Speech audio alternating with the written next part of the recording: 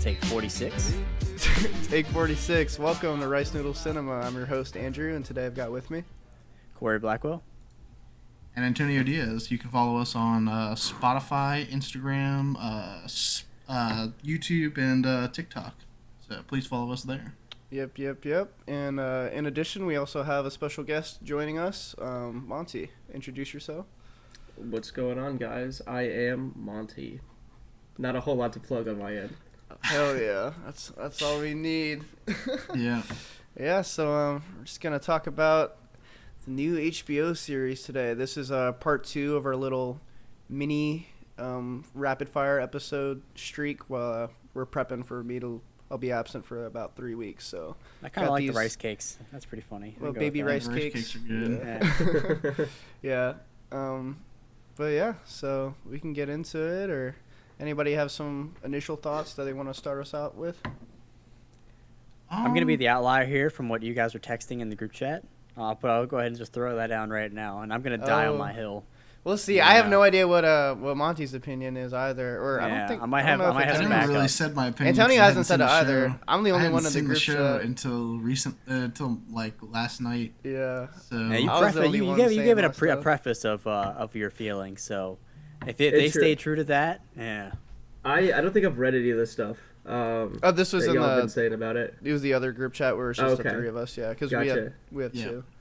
But I could start if you want. Yeah, go for it. Yeah, Okay, so I watched it like the day after it premiered, right? On HBO Max, and this is like I had been hesitating to watch it because at least the video game series is a franchise that's very near and dear to my heart.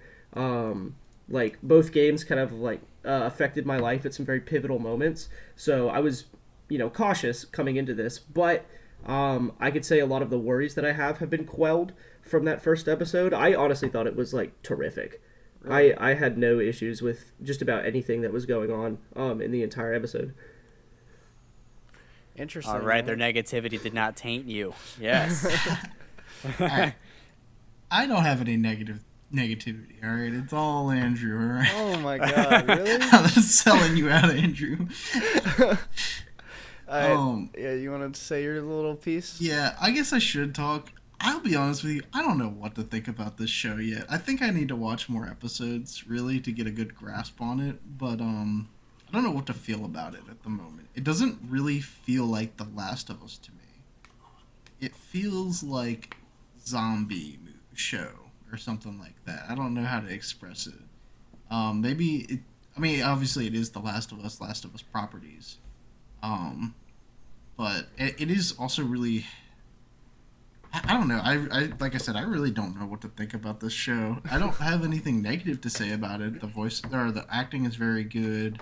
I like the visuals. So far anyways, I don't really have a complaint about it.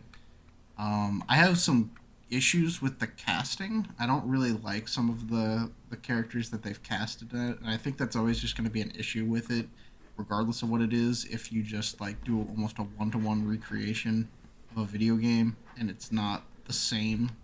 Yeah. So I very much fell in love with those characters from the first Last of Us. It's hard for me to see Joel is fine, but I wasn't super keen on Tommy's casting. I really don't like what's her name?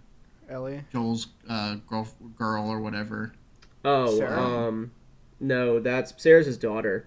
Yeah, Girlfriend Sarah's daughter. is Tess? Oh God, what Tess? Thank you. That's it. Oh, his Yeah. girl. I really don't think the casting for Tess was very good. I disagree. I thought she looks the most like the video game character. Yeah, She doesn't. I was kind of It's feeling not that about one, yeah. looks. It's about It is the feeling. personality. I do agree with you on that. She's a little off with that. I think Pedro Pascal is a good choice for Pedro Joel. Pascal is I like probably him the a lot best as an one. actor. Yeah. I probably agree with y'all on that. I want to hear him give more of a little deep Texan accent. That's the one qualm I have with his entire performance. Yeah. Because Troy Baker in the games just goes so heavy with the drawl and everything, and it's such he kind of a does. staple of it. And Pedro Pascal doesn't have it as much, but he's still got that grizzled feel, and look to him that I think he's trying to embody the character well, but in just kind of a different way. Yeah, He's definitely doing pretty good with his accent for a Chilean actor. Yeah. For sure. Yeah, I definitely agree. Like, I think he captures it enough, and there's obviously no reason to expect them to, adapt it 100% with looks and voice and mannerisms. But it should be close, and I think he's on that cusp where it's fine. And I believe him as Joel. I accept him. I don't agree with some of the other stuff. We'll see how it changes. Really, my biggest issue is just like Ellie's characterization so far. We don't really care about looks. I know some people when the teaser first dropped, people are crazy and they're still living in the fucking 60s, I guess, because they're still talking about race swapping and looks and shit. I'm just like, bro, that is not.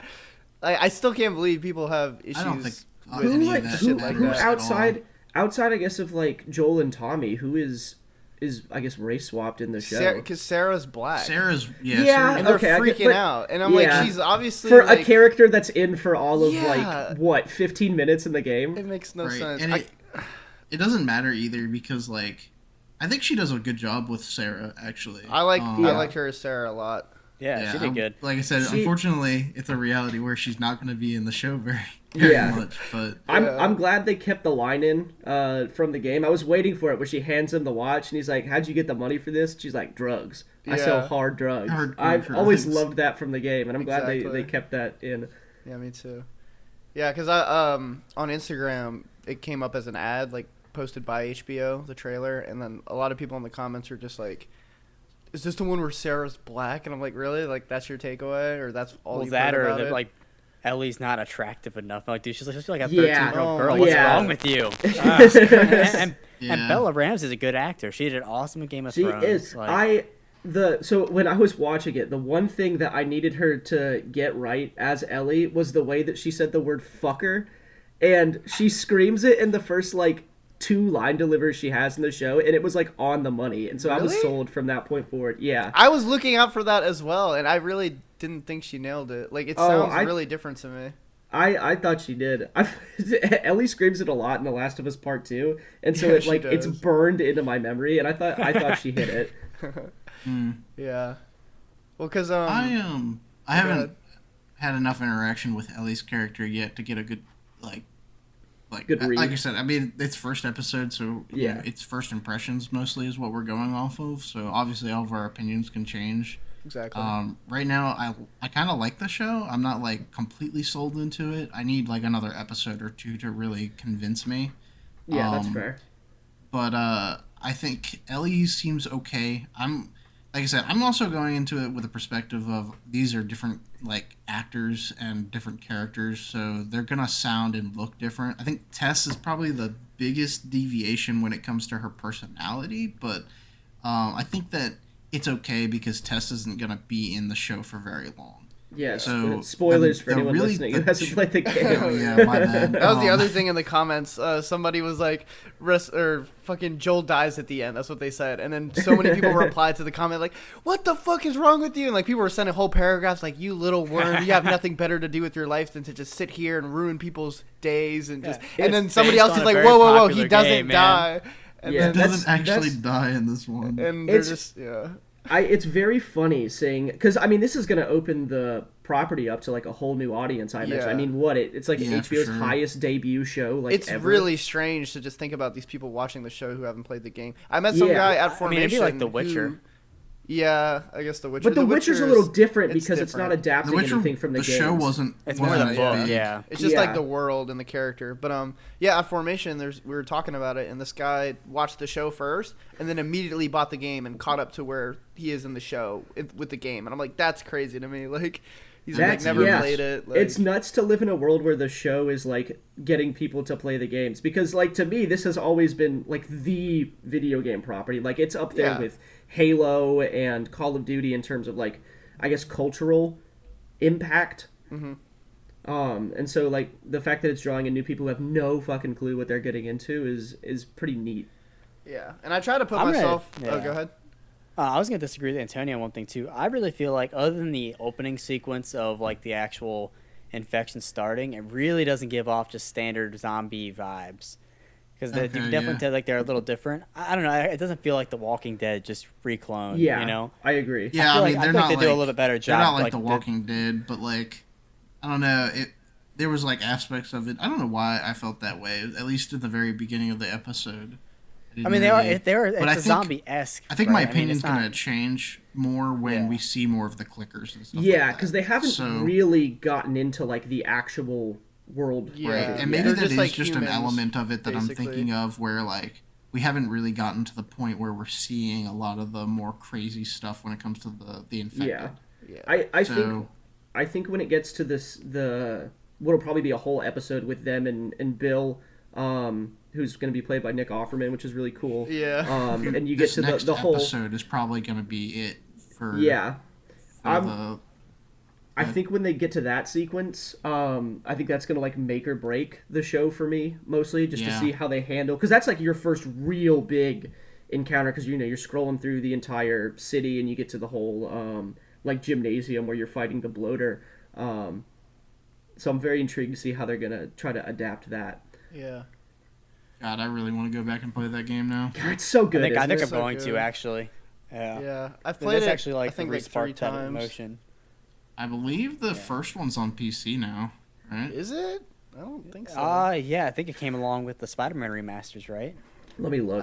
Yeah, I know God of War did. I'm not sure God if of War The Last definitely of Us did. Last of Us 2 might honestly be coming. I didn't hear about it because it's just been the remaster for PS5 I've heard about. Dude, I can't believe the first game came out on PS3. It comes out the 3rd of March. Oh, it's coming. So it's coming to PC. Yep. Oh, I'm going to wait. I'm going to get it then. That would be sick. Because like, I'm not buying a PS5 for the remaster. So they did do a remaster of Part 1, but it's only on 5. They did, yeah, on the PS5. It's on 5. I guess that will be the version sucks, coming dude. to PC, though. They you gotta have get a now PC. Released that game 3 different times in the last 10 years. Yeah. I only played it. I played the first remaster on PS4 for the first time. I haven't played any of the remasters. Oh, you only played the PS3? the I've original. only played the PS3 version. Yeah, I didn't have a PS3 back then, so I've played the PS3 version, the remaster, and obviously Part 2. So yeah, you and fucking Part 2. And I haven't touched it. Yeah, I do have the most controversial opinion. Yeah, Wait, real quick, we'll talk about. Let me tell the story with him and me and Antonio. So the game Part 2 came out. I played it. I obviously there was a huge hate train before it came out for months. Yeah. I kind of saw a little bit of it, but I was I'm like, I'm not gonna watch these videos. I'm not gonna like really dive into it. I want to go in sort of blind. And so I played it. I had some issues with it, but overall I enjoyed it. I especially just loved what they did to the movement and the combat and just making it feel that much more immersive. And the story...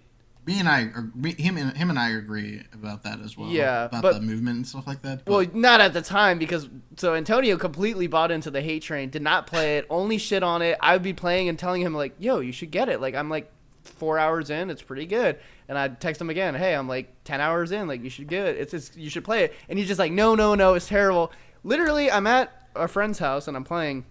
I think I'm like 2 hours from the finale. And he lets a spoiler slip out.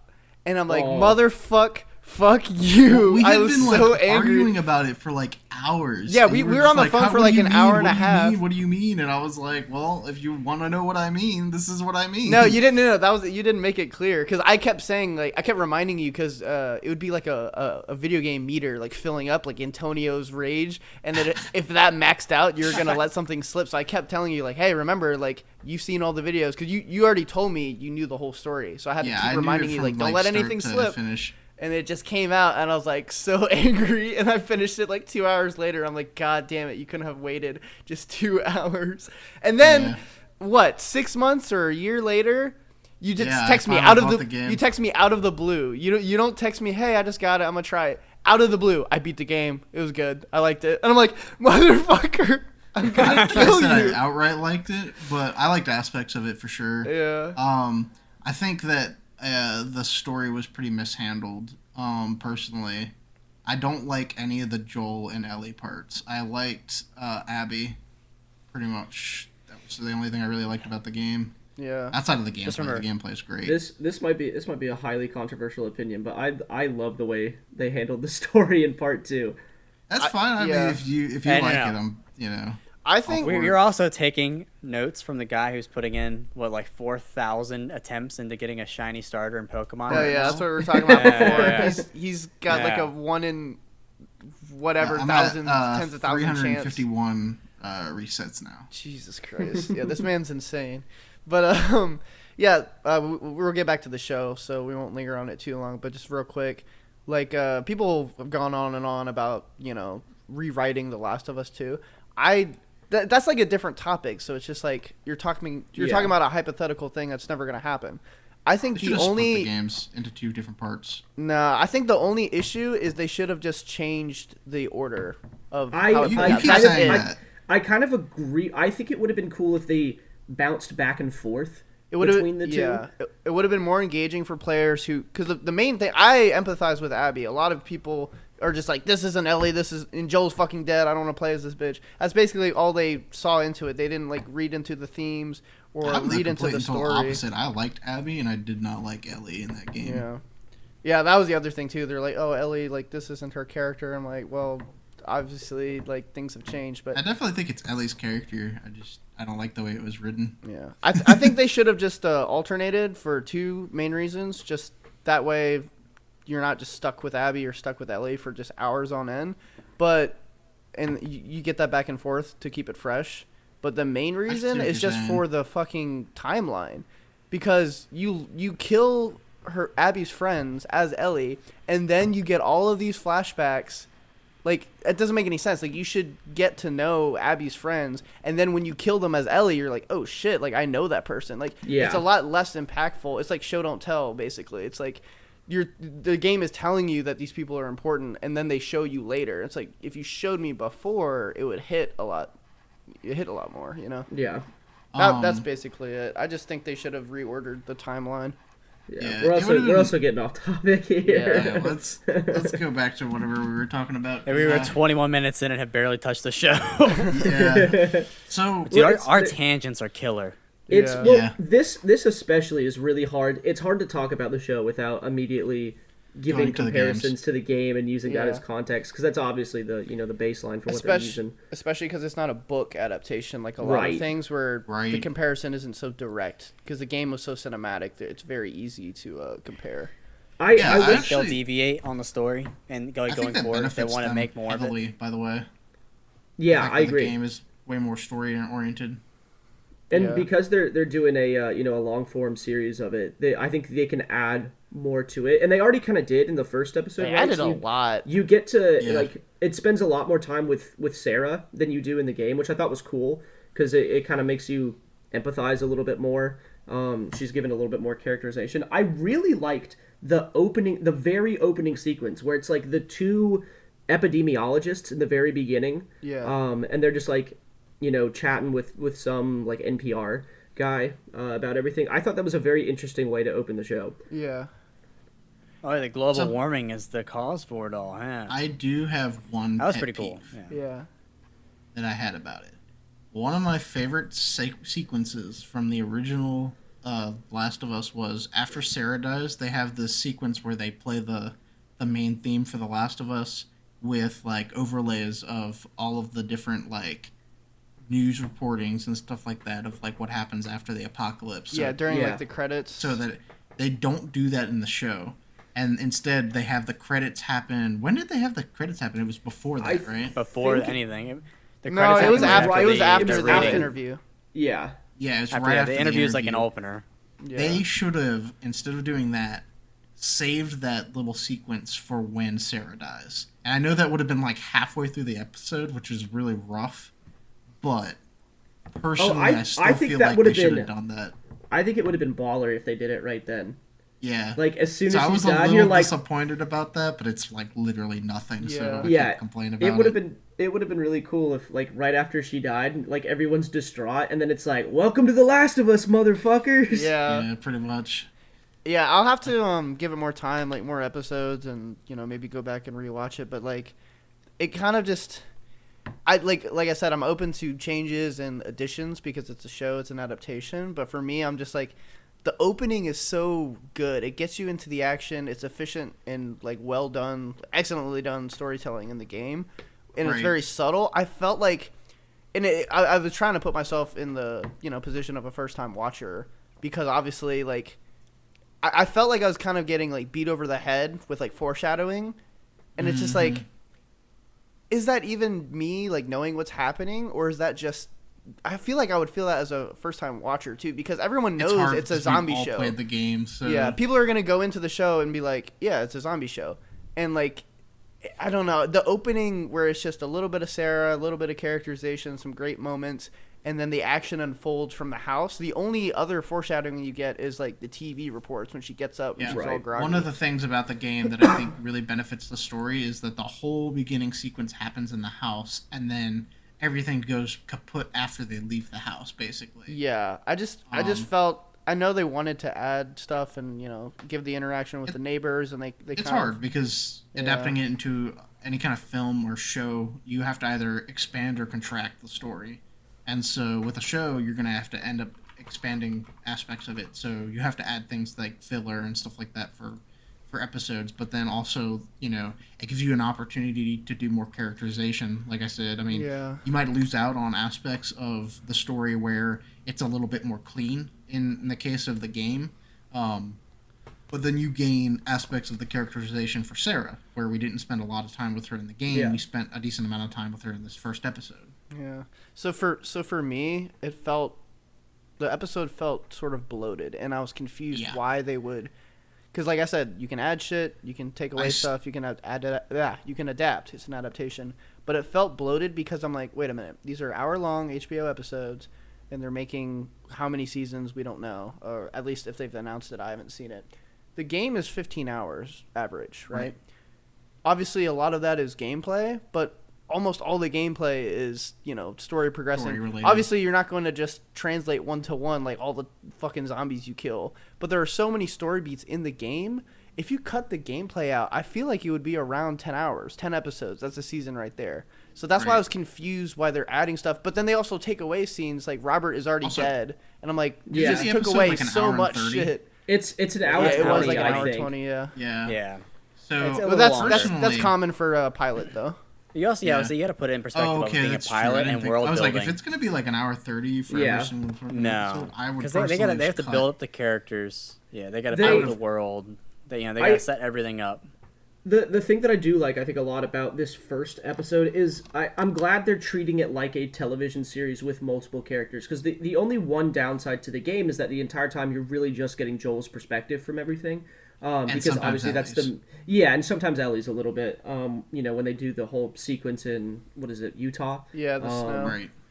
Right. But we, got to see characterization, like, from Tess's perspective, as well as, I think they do a really good job of, like, telling you who the Fireflies are, like, from the get-go, which I don't think the game does very well at the very beginning. I think they leave them a little kind of, like, up in the air about like what their whole deal is. And so I kind of like that you saw a lot of stuff with like the Fireflies rebelling against, the people in the QZ. I thought that was really good. And it kind of sets up, stuff that obviously is going to occur later on, because it's painting them as the good guys right now. Yeah. Yeah. One of the things about this show that I've liked so far, it feels a lot, obviously with limitations with the game, when you're walking around the streets on the game, like there's like barely any NPCs walking around or anything. You're like, damn, this city's like empty. In the show, you obviously have the benefit of having like a huge set, so like Joel walking around this like city that's controlled by the military, it's like, damn, there's like a lot of people that live here. Yeah. So like there's small stuff like that I really enjoyed about the show. One of the big things that I absolutely love about the Last of Us series is the atmosphere and the locations. Yes. Oh, it's like crack. I can't get enough of it. Exactly. I'm so excited for the next episode where they actually explore the abandoned city. Yeah. Like one of my favorite sequences from the games. There's I don't know who it is to like, I guess, give props to this for. Maybe it's Neil Druckmann, maybe it's not. But I mean, you hit it right on the money. The atmosphere, at least in the games, and I think they're leading into it in the show, because they kind of hit with that last shot where you see the entire, like, run-down abandoned building. Excuse me, my throat's getting a little scratchy there.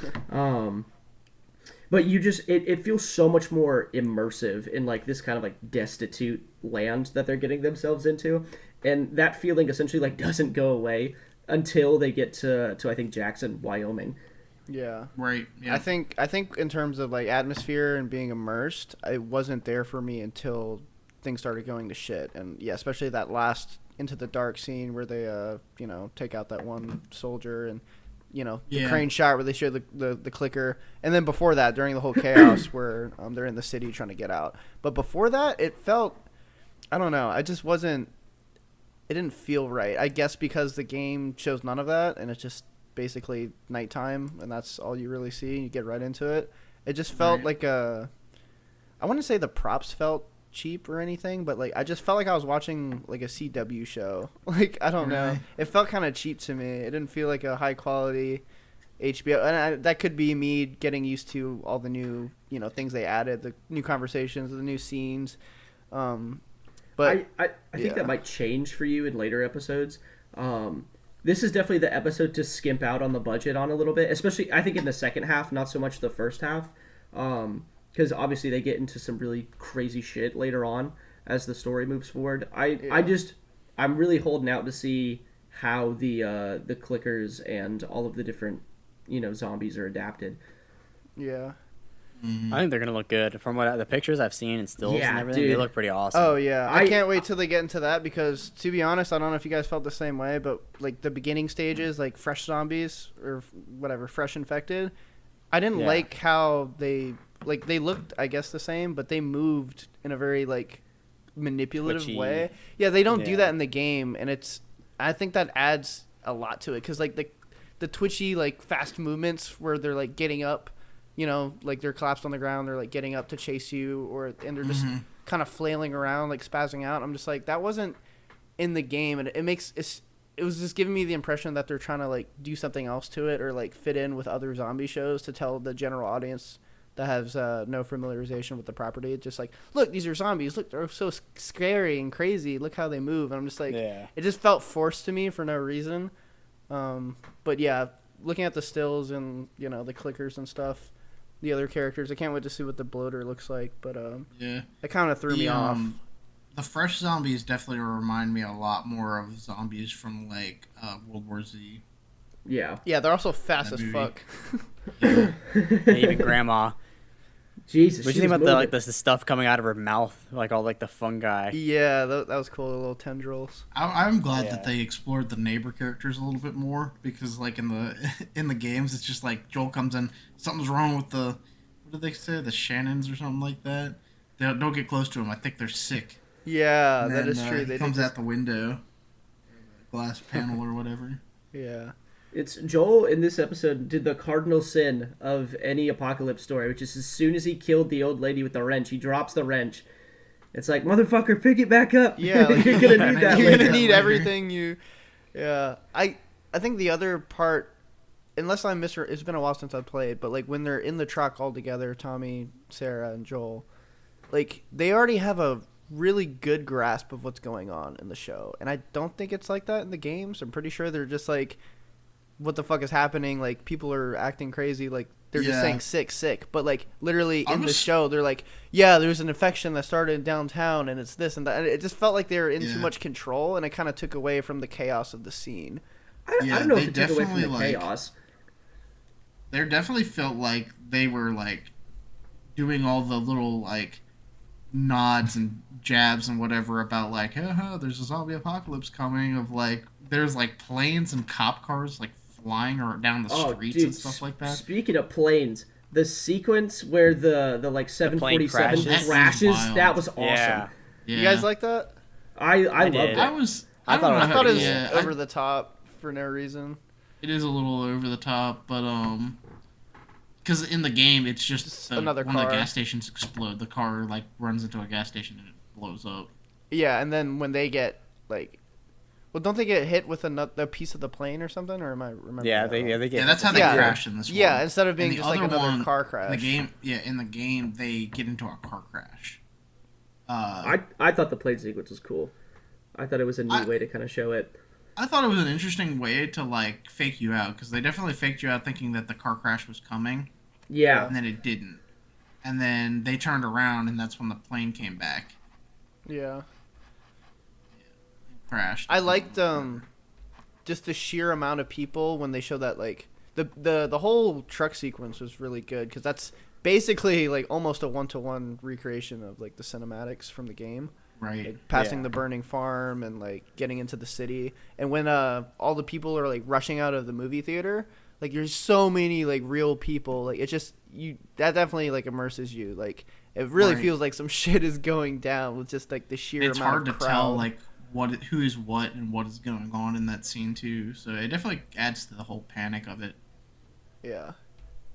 What do you guys think about his side hustle as a drug dealer? I kind of like that. Yeah, I mean, it's in line with his character, right? 'Cause, Exactly. I mean, he's a smuggler, so it kind of makes sense. It's a guy that's just trying to make do. I mean, Yeah. really. yeah. I like the I little also thought it was detail of like, interesting. I need the bag back. Yeah, That was that's funny. pretty funny. real. Yeah. I thought it was interesting that the whole sequence with Bill was changed up, and it makes sense that they did this because, in the games you just slaughter a bunch of people right at the beginning of the game, which makes sense for a game, but You mean for Robert? a show it doesn't make any sense. Robert, yeah. What did I say? Bob? Bill. Bill. Oh yeah, no, not Bill. Robert. My bad. Coming later. Yeah. So I thought it was interesting that they changed up that sequence so that it made more sense in a show setting. I also thought it was interesting that in the game, the reason why they go after Robert is because he stole a shipment of guns from Joel and Tess. Yeah. And so in this particular case, they were trying to get a battery for a car to go visit Tommy. So I think that's interesting that like Joel is trying to actively find Tommy in the show, whereas in the games they like he kind of just appears. Yeah. Well, they basically have a falling out, and Yeah. Tommy doesn't want to talk to Joel anymore. And I think it's a good setup for the characterization kind of who Joel is. Because both like his best and kind of like his downfall quality is like how territorial he is. And so to kind of see that like even though Tommy's all the way out west, that he's still like actively trying to check up on him, and they do it early on in the game too, or in the show, excuse me, where he gets the phone call that Tommy's in jail, and he's like, "Well, fuck, it's my birthday, and I've worked a 10-hour shift today." It's like, but yeah, of course I'm gonna come bail you out of jail. Right. Yeah. I think that'll play in a lot later in the series when they kind of see that like that's the whole driving force behind all the choices that Joel makes. Like it's not necessarily rational. Yeah. It's entirely based off of like the people that he's close to. So kind of getting that, I guess, cemented in his characterization the first episode was good. Yeah. And what was the exact reason? I can't remember in the game how he gets convinced to take Ellie. I think it's similar to how they did it in the show. They wanted the shipment of guns. Yeah. Marlene So- says that they'll give him like a bunch of shit if Joel and Tess take Ellie out to the Capitol building, I think. So in the show, it seems like their value or the goals is in line. Joel needs a battery to go and see Tommy, and in this one, Marlene is just like, yeah, I need somebody to take this girl. Yeah. I think it's a good change. It sort of makes it stronger, because in the game it's just like, yeah, like give me my shit and fine, I'll do this, whatever. But this it makes more sense because they set up him missing Tommy and like being really worried about him because he's missed his communication for weeks, and then he's already going there. He's already like headed that direction, so it kind of like adds to the characterization of his like unwillingness, like his mehness about the situation. It's just kind of happening to him and he's adapting. He's not like, it's like one thing to ask like, hey yo, can you grab me this like on your way here, to like, can you just straight up do something that you weren't planning on at all? Like this is at least like in line with his plans, so it kind of makes it a little bit more realistic. In the game, he just needs to get Ellie out to the drop zone just outside of the city. Yeah. And so the reason why he ends up taking Ellie halfway across the country is because Tess is like, I got bit. Please take this girl. You might not be able to save me, but there you could save the whole world. Oh with yeah, her she reveals immunity. like the second little part of the plan And that he was so, in the dark about. I feel like first. it's an interesting change because you're taking away from that moment potentially. We'll see. We'll see. That is true. But like I said, I mean, it's an interesting change. I'm open to seeing how they handle it. For me, I think that's already going to be a step in the direction of the scene in the game is a little bit stronger. But you're right; it does mean that the motivations for Joel are a little bit stronger for going and helping Marlene. Yeah. But I also think you could have achieved the same thing with like, hey, listen, I've got you. You know, I might have taken your shipment of guns because Robert sold them to me, but you can have all the guns you want as long as you can get this girl delivered. Like it's the same kind of goal and kind of the same motivations at the very least. But anyways, but yeah, I think so far my opinion of the show is mostly positive. Could also be that I have like nostalgia towards the show or towards the game, so like I'm just like, yeah, it's just more Last of Us I can consume. Yeah. Just in a different way. Yeah, just in a different I way. agree with that. But I also really love Pedro Pascal as an actor. There's so much he acts in that I just absolutely love. Like I don't know. He's I the spent best a lot part time- of Wonder Woman too, because that movie's horrible, but he's having Yeah. a great time. He's living it up, just like the cheesiest Yes. bad guy, and it's awesome. Like that's the only good part of that Really. movie. He's great. He's funny in real life too. I love watching his interviews. Yeah.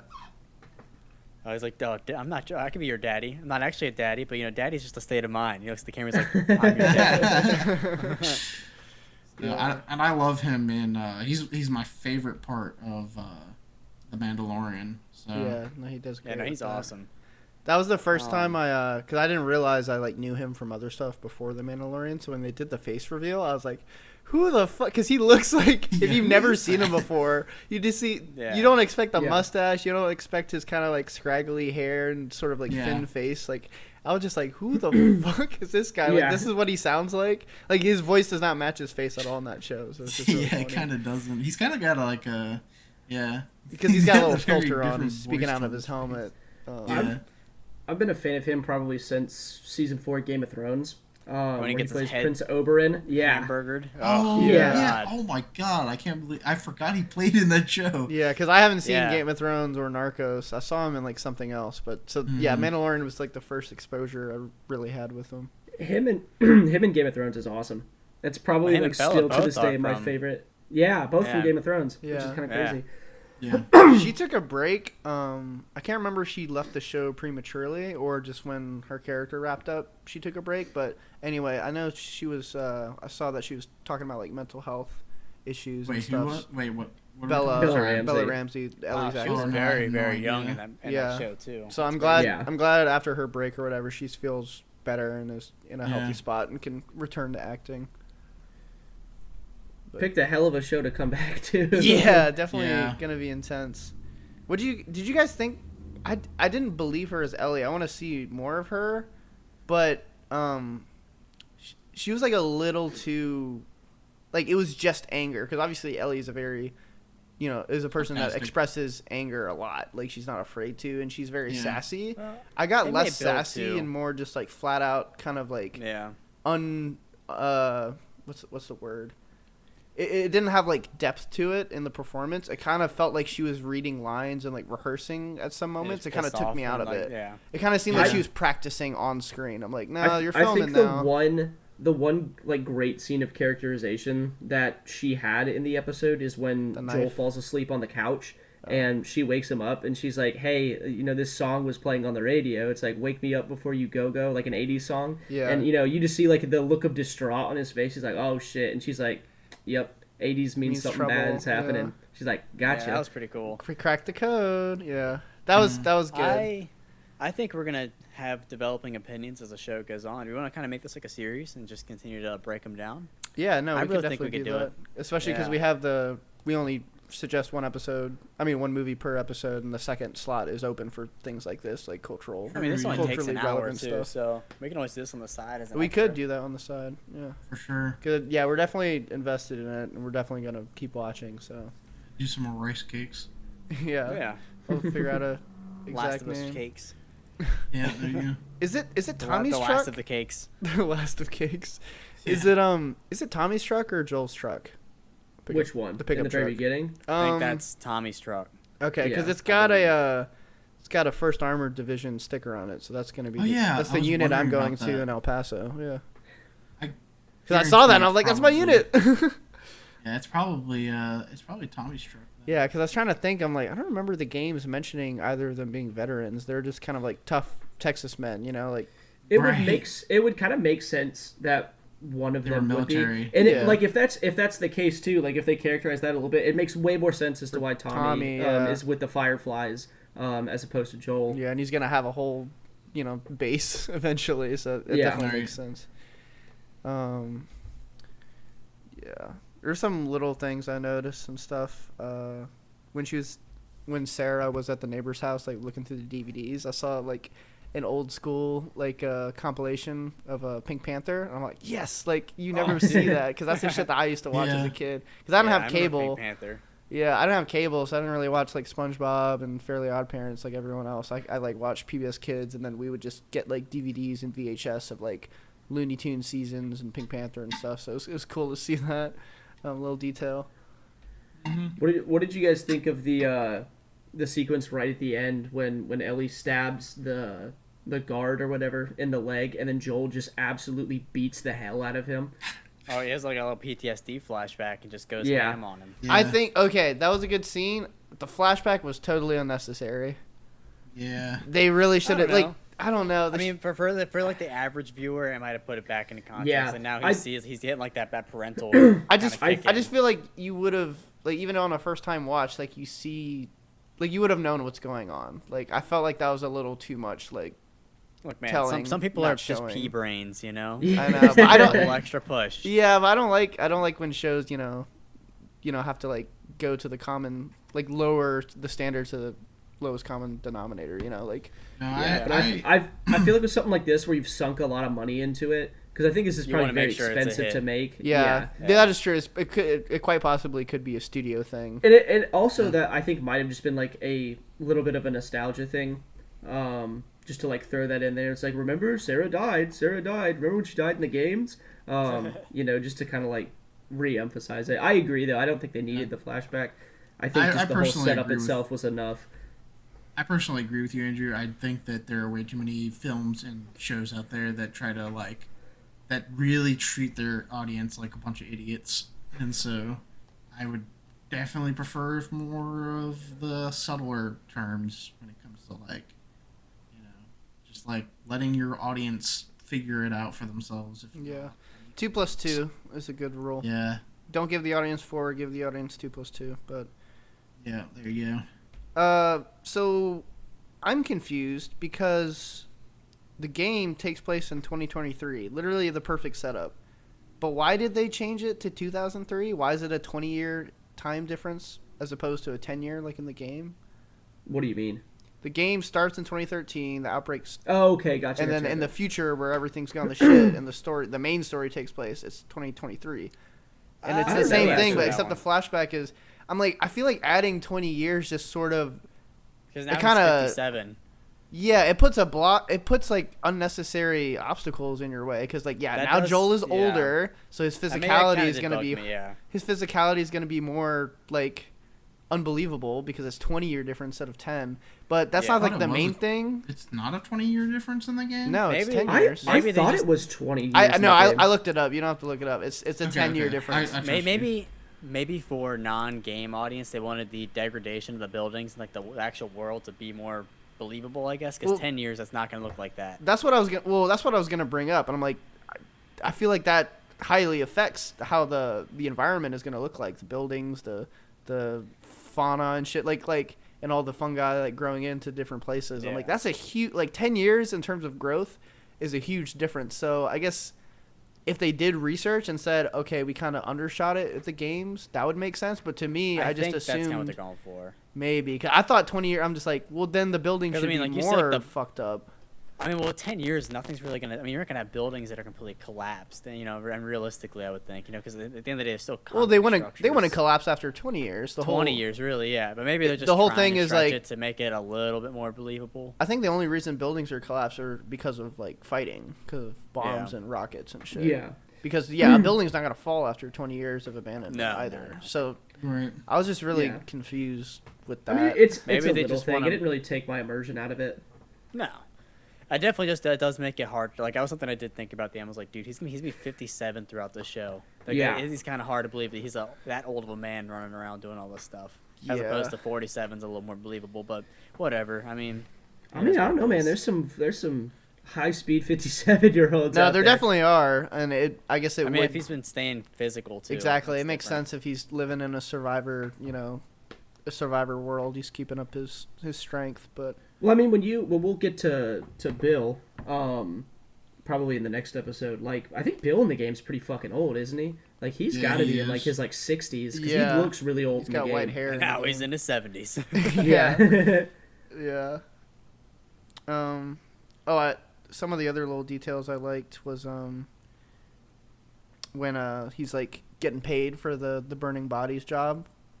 The officer just has he has an official stamp, but the proof is just a really shitty old dilapidated notepad.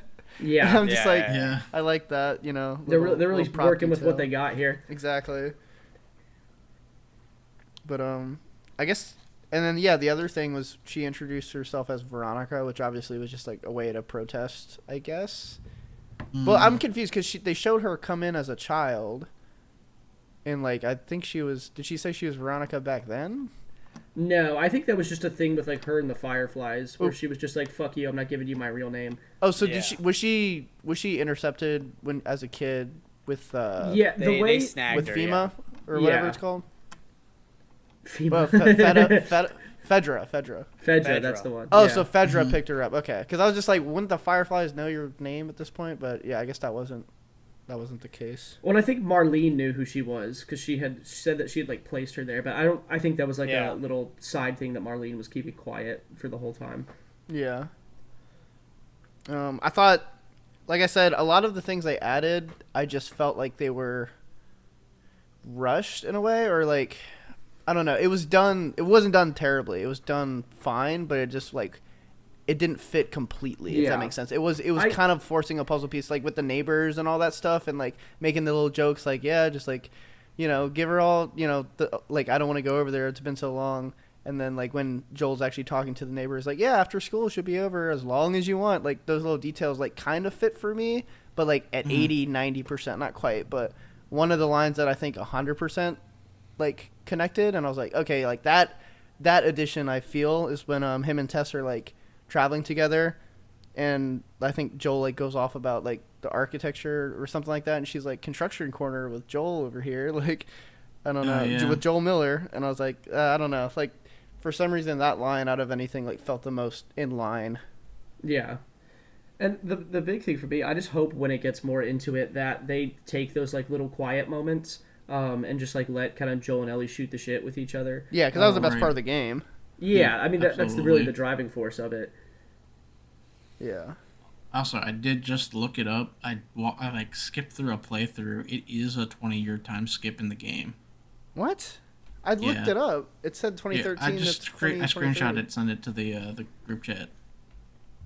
I went to a wiki that had every you know how some games they'll have wikis and they put a complete timeline, including things that are just referenced in the world, not necessarily where the game takes place. So they had Joel's birthday, Ellie's birthday, this whatever happened in the world. It said 10 years. Definitely look at the picture. I mean, it does say 20, so. Yeah, I don't unless it's deep faked for the game. Yeah. Oh no, they've all been changed. Dude, it's gonna be the Last of Us paradox. Yeah, The Last of Us paradox. I definitely remember that in the games was 20 fucking years. Yeah. What the hell? Joel's 50 years old. Yeah, Joel's old as shit in the games. No, this article says the original Last of Us game jumps all the way to 2033, following the game's emotionally harrowing opening scene, which depicts the day of the virus outbreak during the year 2013. So then it would be 20 in the show, years still. No. Wait, oh, 2013 to 2033. I read that as 23. Okay. So they just... I must have misread the first article. They probably just wanted to keep it in line with, like, this year. Modern day, yeah, because the game came out in 2013, the show's coming out in 2023, so okay. Yeah. Guess that makes sense. I see it now. Yeah, that's what I'm reading here as well. So the show did change the date, but not the time skip. Yeah. Yeah. Interesting. Okay. Interesting. That's a weird change. That's kind of neat. Damn, I really thought it was a 10. Yeah, I mean, it just puts it back in today's world, basically. Yeah. Which is totally fine, yeah. It's like what it could have been. Ooh. Yeah. 2013. It was funny because they had to add 2003 nostalgia, which wasn't in the original the game. Avril Lavigne shirt. Yeah, and the nice Backstreet Boys, there. I think they had a poster of, and like the just kind of the fashion, like the clothes she was wearing. I like that because I was like, yep, that's pretty 2003 to me. Yeah. But yeah, I wonder if they'll mess up at some point and just like there'll be something that was invented after 2003 and it exists in this universe. He's like, what's this? I think they called this an iPhone. We'll have to pay attention to like the guns they'll be using. Oh yeah.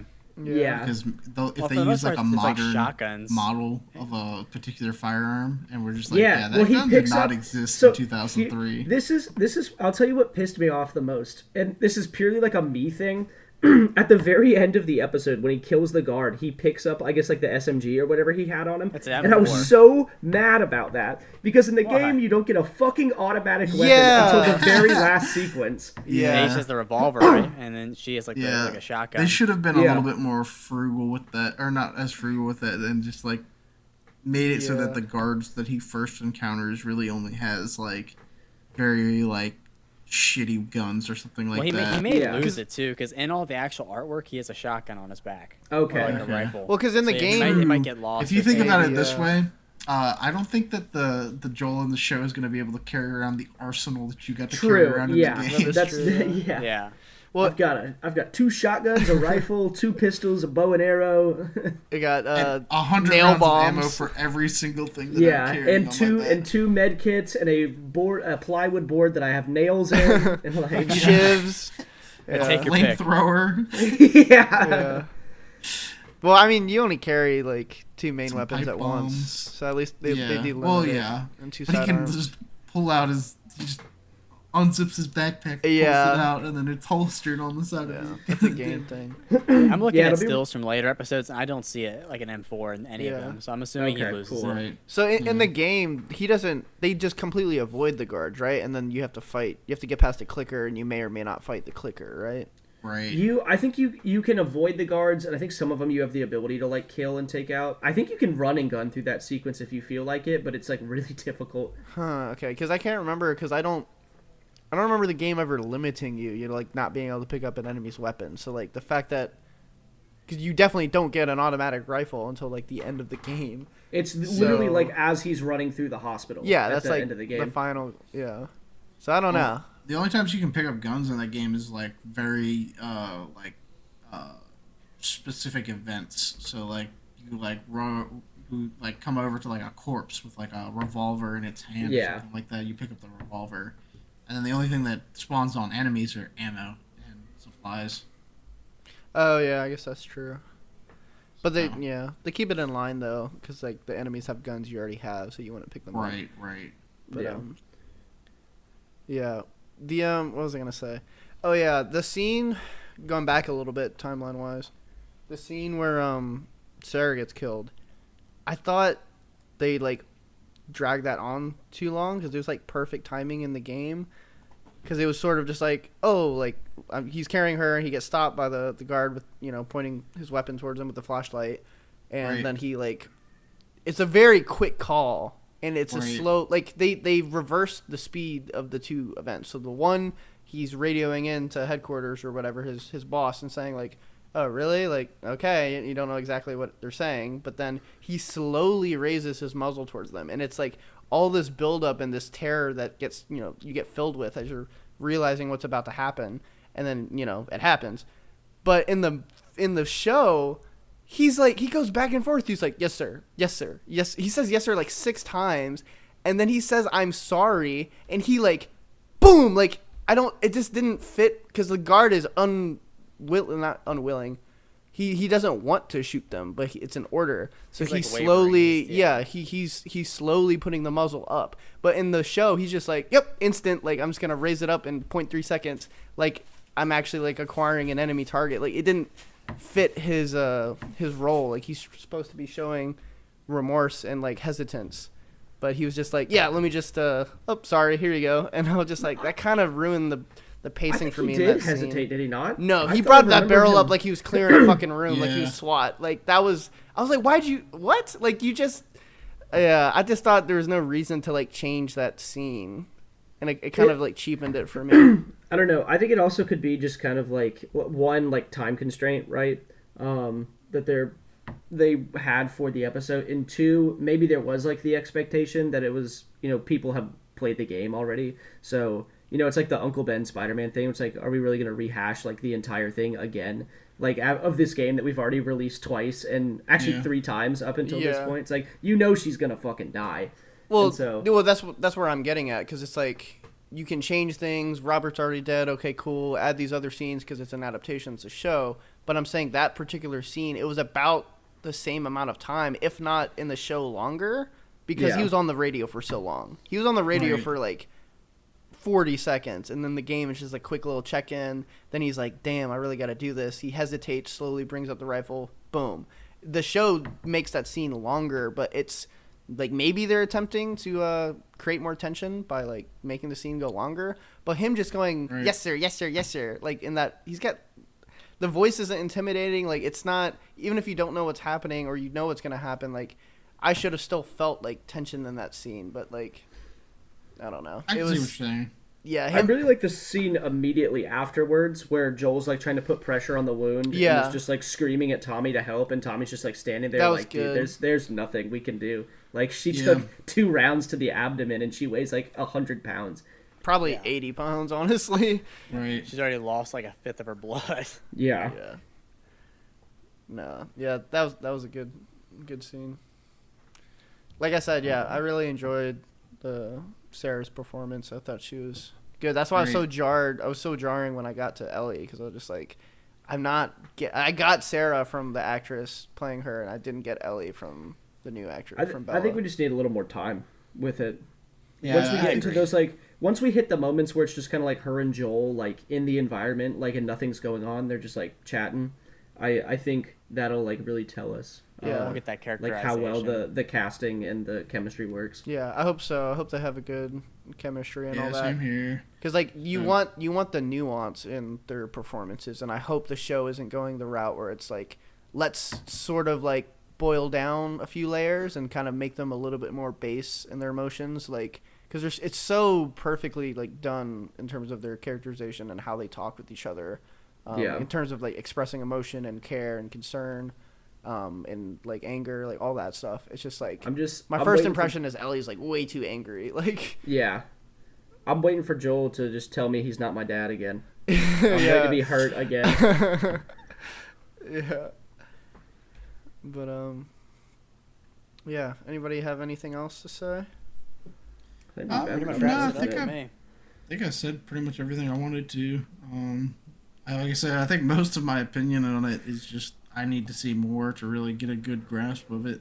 I mean, I think first it's a good impressions are start. pretty good. Yeah. No. I think it has a lot honestly, of potential.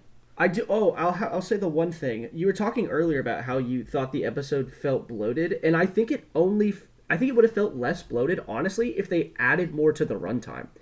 I think if they had ended, and again, anyone listening, this is spoilers a little bit. If they'd ended the sequence instead of them walking like they're going into the city, if they'd ended the episode like when they kind of get ambushed and Tess dies, and then they go like underground to escape. I think if they'd ended it then, I think it would have been good to lead into the second episode.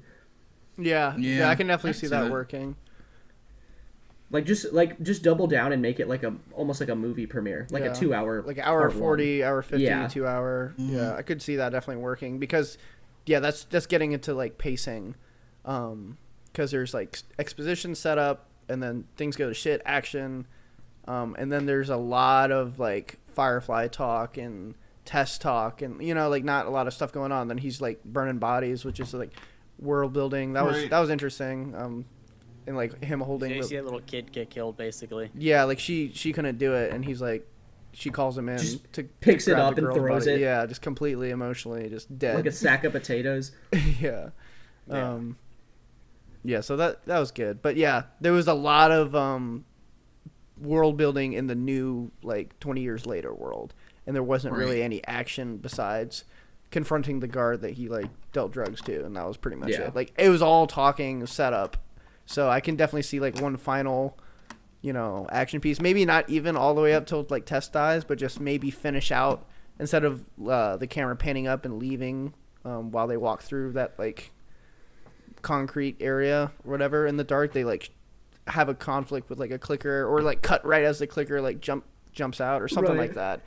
But it wasn't bad. I can definitely see the pacing improved if they did one more little thing. All right. I think that's about all I had. Yeah, I think that's it for me. All right. Well, you guys want to get into ratings for the first episode? Yeah, sure. Who wants to go first? Well, I'll give it to the guest. Oh, we want to start off with Monty. somebody so they can kind of see how it works first. No, maybe all right. Just throw them right in the fire. Yeah. No, I go ahead and start it. You're good. Go I'll give it like an 8.2. I think it's good. I think it can be. I think it'll get better. Basically, I like it a lot. I like the characters, like the acting. I think as the time goes on, I think I'll really start getting a little more attached to the characters and the world, and we'll see how it goes from here. Basically, right? We have a whole season to go, so Yeah. that's my thoughts on it. Yeah, Antonio? I will give it. I'll give it a 7.5 right now. I want to see more. Yeah. That's all I have to say. All right. Monty? I think I'm giving it a flat 8 out of 10. Not the greatest premiere I've ever seen in my life, but I think it did a really good job of setting everything up. I think we could get to the point where we get some 10 out of 10 episodes out of this show. Yeah. I just don't think it's quite there yet. They still got a ways to go too. They're finding their footing in the narrative. Yeah. I'd probably give it a flat 7. I'm not like loving it, but I'm definitely like into it, and I definitely want to see more. And I definitely agree. I can see a 10 out of 10, a couple 10 out of 10s happen. It's got the potential, but I'm not quite like completely sold. But yeah. It's gonna be the snow episode. Yeah, that's gonna be the one that really kills everybody. Yeah. Yeah. So getting into some ratings. I don't have a number report. Usually Rotten Tomatoes has how many people submitted, but right now it just says 99% critic, 95 audience. Yeah, and Rotten Tomatoes is a little weird to go off of too, because it's just like positive to negative reviews. Yeah, we go through we usually use Rotten Tomatoes and IMDb because they're usually pretty different in terms of how many people submitted ratings and like what the actual ratings are. Mm-hmm. So IMDb is a 9.4 with 63,000 reviews. That's high. That's a lot of reviews. A lot of people who took their time for one episode. I think that's really high. Very, very, very high. I guess this is for the show as a whole, but which is the one episode. Yeah. But eventually you'll go in and see like ratings per episode. It's a little bit different. But the budget for each episode is between 10 to 15 million. Damn. So that's pretty good for it's a lot. That's hefty. Because that's considered like a 1 to 2 million is like very low budget, and then like 10 mil is still considered low budget. But it's kind of like creeping into not like low budget. It's like medium budget. Yeah, 10 to 15 for like a movie is like medium budget.